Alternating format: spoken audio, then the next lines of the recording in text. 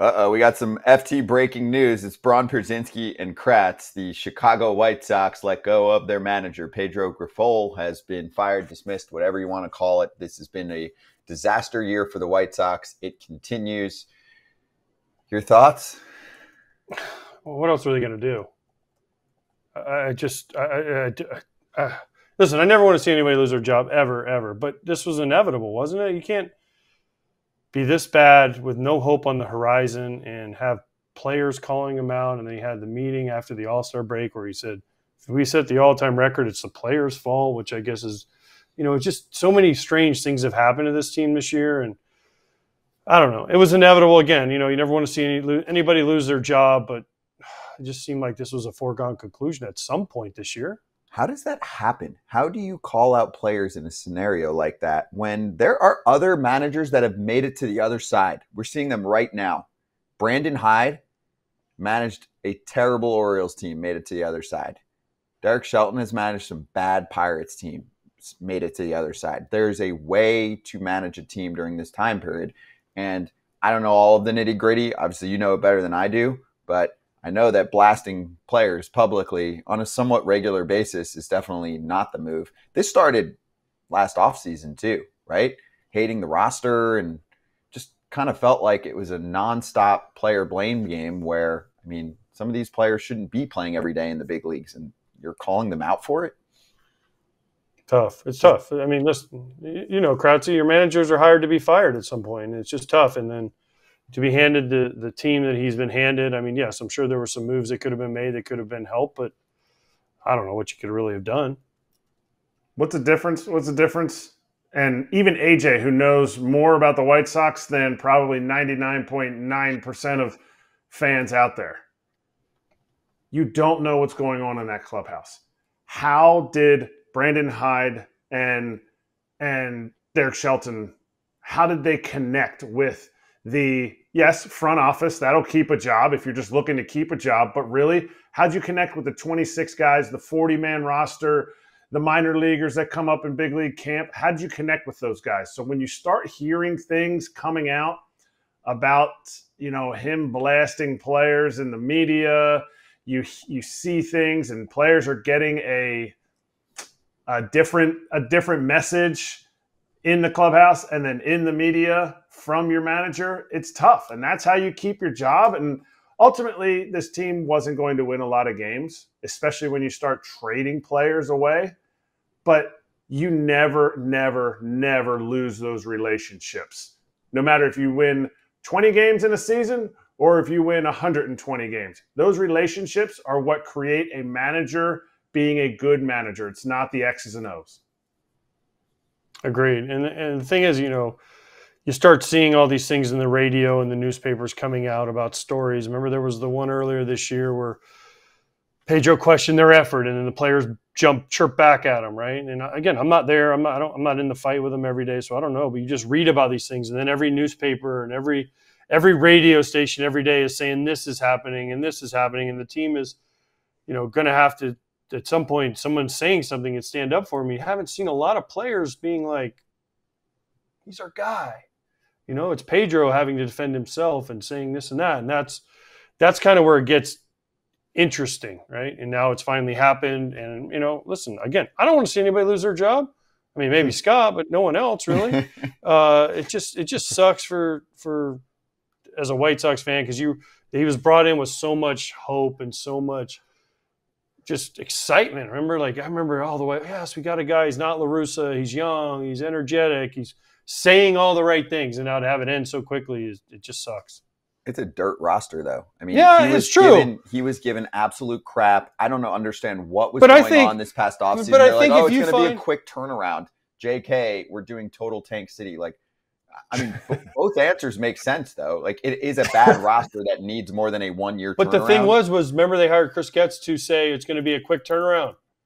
It's not a quick fix. It's not. I don't want it to be a 7-year rebuild. Nobody does. It's tougher to do nowadays, though. Keep in mind, the White Sox next year, they're going to have the worst record in baseball. In past years, it would be the number 1 overall pick. That is a really good way to get better fast. Now they got 10. 10. Welcome to the draft lottery era. You can't just tank your ass off. You can't do that anymore. And it's a big market team too, so I'm not going to feel bad. You got to spend money. You got to spend money. Yes. We've had Dan O'Dowd on. We've had all these ex-GMs, current GMs. You got to follow the Kansas City Royals, who are in your division. They've spent money. Now, unless you're the Guardians, who just can develop the heck out of pitchers and players and make your team better on the cheap, but in order for them to get to the next level, they're going to have to spend money. The Royals went out and spent money. The Tigers, when they had their run, they spent money. The Twins spent some money. Now, when they had Mauer, Morneau, and they were making the playoffs almost every year, they spent some money to go get players. If you don't spend money and the right money on the right people, it is almost impossible now. Even the Astros that rebuilt, the Cubs rebuilt, right? What'd they have to do? Lester and Lackey, go get them, right? The Astros, go get Verlander. Spend money. And if they don't do that, I don't care who your manager is, it's going to be tough. How many $100 million players have they signed? As many as the Oakland Athletics or Sacramento A's or whatever you want to call them. Yeah, The ATHs. That's the name of the game. I mean, also, they did do all of the extensions at one point when that was really hot. That was like the brilliant thing to do. It still is in certain cases, right? I mean, the Braves have certainly reaped the benefits of having all of these players for the long term. They did that. They did a number of extensions for players. Some of them worked out well. But they already had a new stadium. The Braves did. Right. They had a new stadium. But you're saying that's the factor? That was a big factor. I was there the last 2 years of Turner Field. Yeah. That was the why big they thing. did those extensions, though? 17, they moved into Truist. Yeah. And they had the battery and they had the whole thing. And they had timed it to where like they did it. We tanked for 2 years. We were awful. Yeah. And they were like, all right, we move in 17. We want to be here. Take the next step in 18. They did. Boom, they were in the playoffs. But the White Sox signed up Moncada, Eloy Jimenez. I mean, Sale was on a nice deal when he was there. Now we're going but they traded him. back. But they traded him for Moncada. Traded him for Moncada. Kopech. Right. They traded Quintana for Cease and Eloy. Yep. Right? So they made these moves to get to a point, and they were there in 20 and 21. They made the playoffs 3 years ago. Yeah, but then they didn't push chips in. They tried, but they failed. Yeah. No, they went and got Hendricks. They went and got Graveman. So let's not say they didn't push it. They went in. Lance Lynn, they went in. Grandal at the time was the highest contract they'd ever signed. So it's not like they didn't go. They just didn't go right. Mm-hmm. And now they're like, well, now no one's going to the games. No one's doing this. No one's doing that. So now they're like, well, we can't spend money because it doesn't matter. It happened fast too. It happened so fast. It was such a quick winning window, but this wasn't working. I mean, that's why we're here though. Kratz, you can't have this level of losing and I don't want to say uproar, but it's not smooth. There are teams that go through tough times and they just kind of disappear for a while. This hasn't disappeared.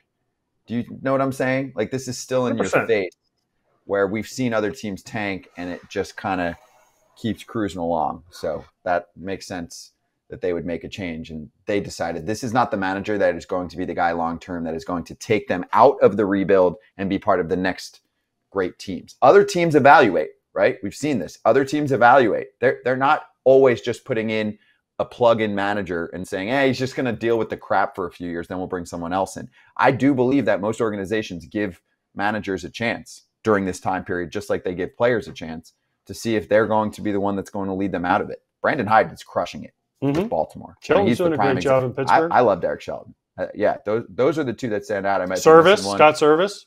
Yeah. He was there in the rough lean years, right? Yeah. There's teams that you can get through it if they let you. Baldelli, David Bell each had a bad year or two that they dealt with. Yeah. Not the same example, but yeah. Hyde is the example where it's like awful. The better question is who do they go get? I like how the camera goes to you.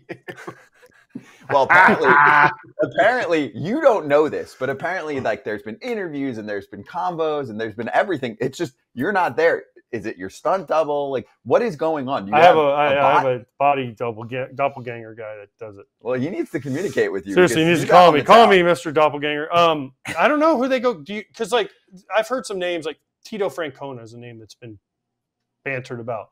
Would Tito want to go to a team that's going to lose 115 plus games this year? No way. Not if about the promise of we're going to go spend $200 million. He doesn't want to go through that again. He'd be like, call me back in 2-3 years. Yeah, but by then he's probably going to be past it. Yeah. Right? But you got to go find somebody young, energetic that can develop guys. Who that name is, I don't know, but I hope they find somebody that does it and does it right. Skip. Oh, You. I'm just kidding. Hey, there's other managers that will be out there. But like Skip Schumacher, he just went through. Yeah, is he going to want to do that? He just went through hell in Kratz, Miami. Is he going to want to do that? He's not going to want to do that. If that was his first shot, yeah, he'll 100% do it, and he'll absolutely crush it like he did in Miami with no support. But he doesn't want to do that again. He doesn't have to do that again. It has to be somebody that's on the come up and is trying to get that first job and is just an exceptional person. To me, it's about those relationships. Next season's going to be atrocious. I'll also say I want to do one more pile on, and then we'll try and finish somewhat positive. They don't have tons of hope yet in terms of what's coming. Not tons. They made some good trades. They made some trades for a lot of prospects. We'll see how they turn out. Yeah. But they need Colson Montgomery to hit. Right. They need Noah Schultz to hit. They need some of the Kiro guy, the guy in AA, AAA catcher guy to hit. They need Lee. I think his name's Lee to hit. I would have said, hey, if you like Crochet a lot, like offer him an extension. Now it almost seems like that relationship could be fractured because of how that went down. Yeah. There's a lot of drama that needs to be settled. I'll give you one positive. It's a team in a market and a division where you should be able to bounce back a little bit quicker. Like if you're in the AL East right now, if you're in the NL West, but the AL Central is very volatile. Cleveland wasn't good last year. No. Royals lost 100 games last year. Yeah. So this can turn around quicker if you're in the AL Central. So keep your head up. And you need a manager to create an organizational philosophy. Unless Chris Getz is going to create the organizational philosophy. And that philosophy is exactly what you just said, Scott. We are going to own this division, and we're going to own it because us players get after it every single day, and you just bring a positive spin to everything. It's not going to be a 20-win season like this year. It's going to be better. Some teams thrive with player development at the major league level. You can talk about it at the minor league level. The major league level, they're struggling there. There's plenty of other teams that struggle there too. They need a manager that's going to come in with a plan like that and say, hey, this is how we're going to get players. They're going to come up here, then they're going to get better as big leaguers. You want to see that. So anyway, we're all over this story.